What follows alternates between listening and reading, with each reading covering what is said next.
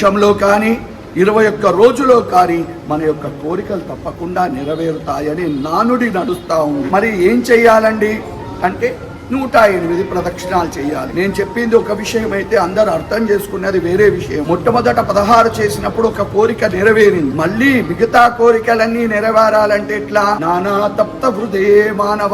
మనవులం ఎలా ఉన్నామంటే నానా రకాల ఇబ్బందులు ఉన్నాం. అన్ని విద్యంబులు పోవడానికి ప్రతిసారి 16 ప్రదక్షిణాలు చేయాలా? అవసరం లేదు. 108 ప్రదక్షిణాలు మనస్ఫూర్తిగా అమ్మవారికి చేసినప్పుడు తప్పకుండా మన యొక్క కోరికలు నెరవేరుతాయి. అది ఇక్కడ ఉండేది.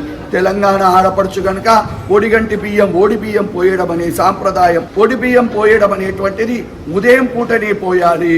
ఎందుకు ఉదయమే పోయాలి అంటే సూర్యుడు ఉండంగా చేయాలి, భోజనం చేయకముందు చేయాలి. అలా ఓడి బియ్యానికి నియమాలు ఉన్నాయి. కానీ ప్రదక్షిణాలకు భోజనం చేసావా, టిఫిన్ చేసావా అనే నియమాలు లేవు. ఎందుకంటే భక్తిగా ఆరాధించడం